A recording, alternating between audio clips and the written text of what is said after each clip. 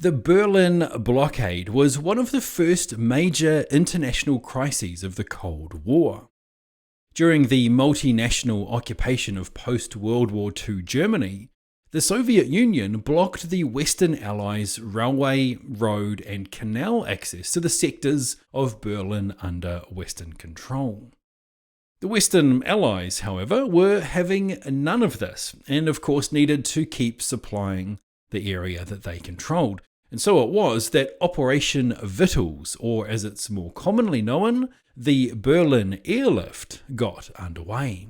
The air bridge was in operation from the 26th of June 1948 to the 30th of September 1949 and carried supplies to the people of West Berlin.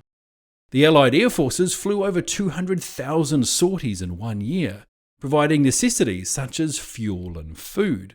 The original plan was to lift 3,475 tons of supplies daily, but by the spring of 1949, often double that amount was being delivered, with the peak daily delivery totaling 12,941 tons. Having concluded initially that there was no way the airlift could work, its continued success became an increasing source of embarrassment for the Soviets.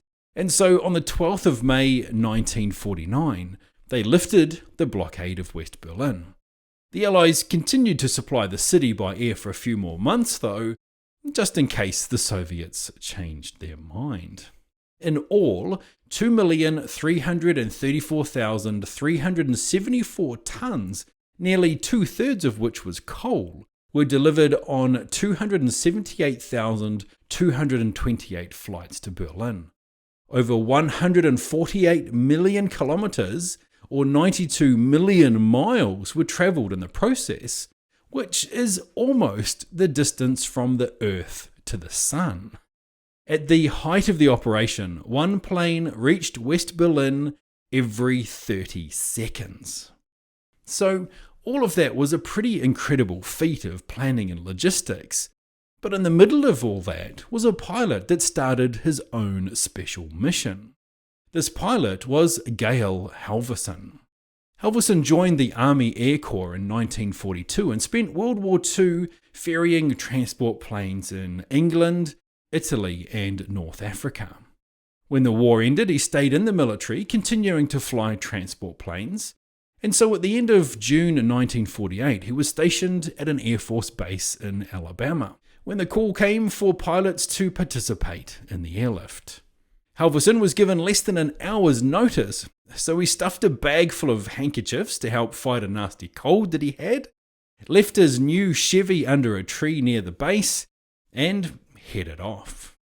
At the start of the operation, the Allies lacked enough aircraft for the round-the-clock operations, so when Halvorsen first arrived in Germany in early July, he was only flying 3 round trips a day and had around 7 hours of downtime.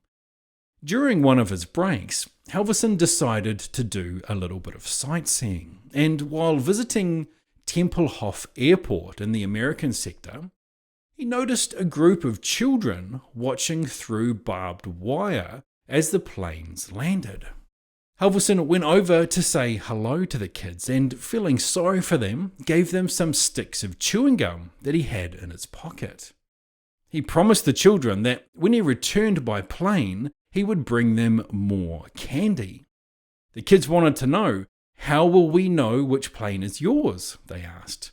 "Don't worry," said Halvorsen, "as I approach, I'll wiggle my wings."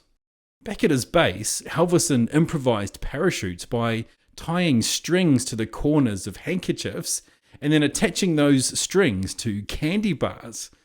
The next day, after wiggling the wings of his plane, he released the handkerchiefs on approach to Tempelhof and saw the kids joyously clutching their candy.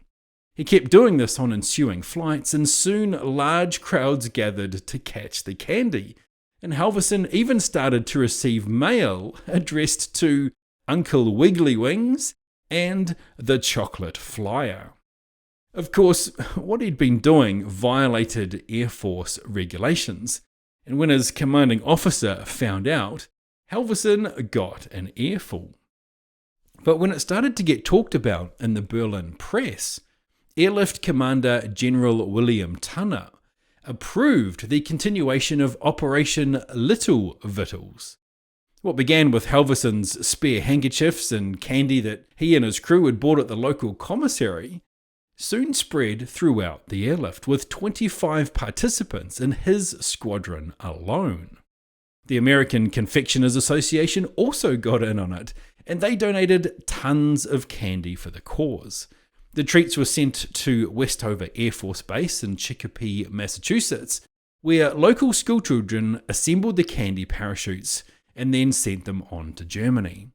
By January 1949, about 250,000 parachutes had been dropped over Berlin, and the operation helped to reassure citizens that the West would not abandon them.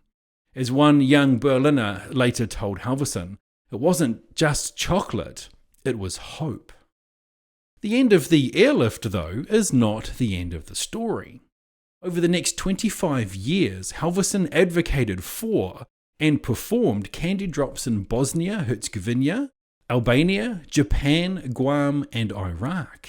In Germany, he had a school named after him, and in the US, he received a Cheney Award and a Congressional Gold Medal for his humanitarian work. Now 100 years of age, Uncle Wiggly Wings lives in the city of Spanish Fork in Utah. Truly the embodiment of the humanitarian spirit, he remains an inspiration for many and the hero of those who lived through those turbulent times.